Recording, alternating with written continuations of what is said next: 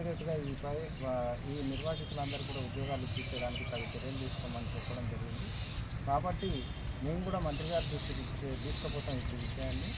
వెంటనే నిర్వాసితులందరికీ 3 జిల్లాల్లో ఉన్న నిర్వాసితులందరికీ 2000 మంది లిస్ట్ ఎవరైతే ఉన్నారో వాళ్ళందరికీ కూడా వెంటనే ప్రభుత్వ ఉద్యోగాలు ఇవ్వాలని చెప్పి కోరుతున్నాం.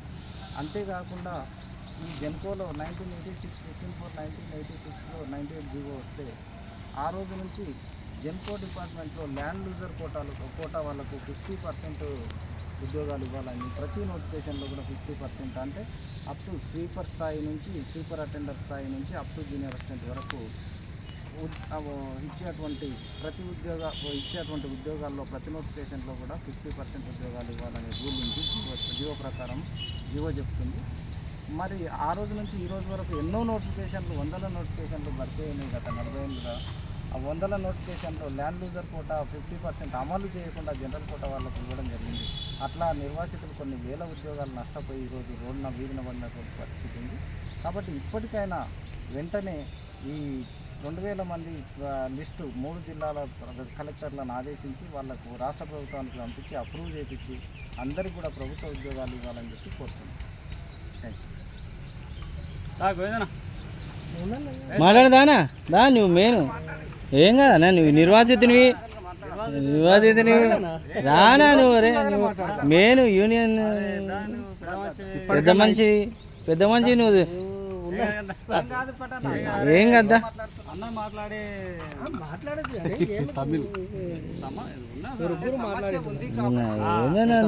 నువ్వే ముందర అన్నీ మళ్ళా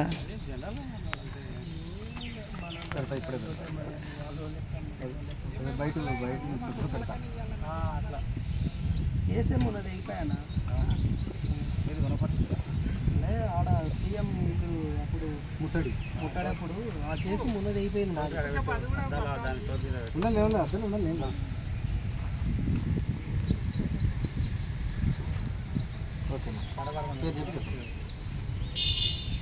నా పేరు గోవిందు, అది మల్లేశ్వరం గ్రామం, ఎల్లవెల్లి మండలం, నగరకర్నూలు జిల్లా. 1981లో శ్రీశైలం నీటి ముంపు గ్రామాలు శ్రీశైలం డ్యామ్ నిర్మాణం కొరకు మా గ్రామాలను తొలగించడం జరిగింది. అందులో మాకు ఆనాడే నష్టపరిహారాల కింద ఈ తెలుగుదేశం గవర్నమెంట్ పీరియడ్లో 98 జీవో అనేది ఒకటి సిస్టమ్ తీసుకొచ్చి అందులో ఇంటికి ఒక ఉద్యోగం నష్టపరిహారం లెక్కలో చెల్లిస్తామని చెప్పినారు. నాటి నుండి నేటి వరకు ఇంతవరకు కూడా ఏమీ జరగలేదు.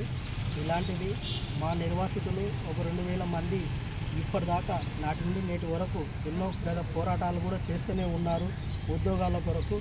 నేను కూడా ప్రజెంట్గా ఉద్యోగాల కొరకు అందులో భాగస్వామిగా పోరాటాలు చేసినాను. నా పైన కూడా కేసులు అయ్యి జైలు కూడా పోయి మొన్ననే కేసులు అయిపోయినాయి. అయినా నాకు కూడా ఇప్పటికీ 50 సంవత్సరాలు పూర్తి కానికి వస్తుంది. ఇప్పటి వరకు కూడా నాకు కూడా ఏది ఫలితం దక్కలేదని కూడా నేను ఒక నిర్వాసిత బాధ్యతగా ఒక గవర్నమెంట్కు ఆవేదనగా వ్యక్తం చేసుకుంటున్నా. అదేవిధంగా మా సోదరులు కూడా ఇప్పటికీ ఒక పక్క రాష్ట్రంలో కూడా ఉన్న వారికి ఉద్యోగాలు అబ్రహం అనే ఒక మాజీ ఎమ్మెల్యే అల్లంపూర్ ఆయన పీరియడ్లో ఒక 500 ఉద్యోగాలు ఇచ్చిండ్రు. అప్పట్లో కూడా మాకు కూడా ఇస్తా అని ఆశ కల్పించిండ్రు.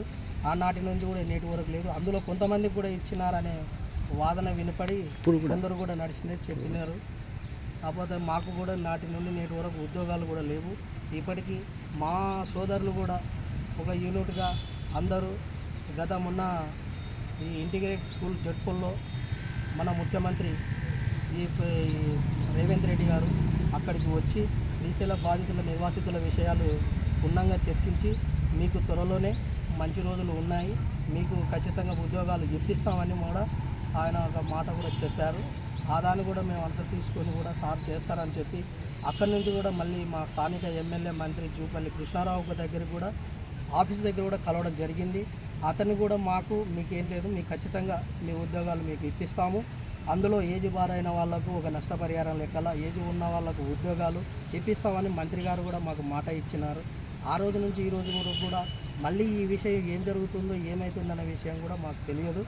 బాధితులు కూడా ఈ రోజున ఇంట్లో కూడా పూట గడిస్తే కలవని పరిస్థితులు, ఇల్లు భూములు సర్వస్వం కోల్పోయినాం, బంగారం లాంటి భూములను పండించుకునేది భూములు జీవనోపాధి కోల్పోయి ఈరోజు అందరం రోడ్డు మీద పడే పరిస్థితి ఏర్పడినది.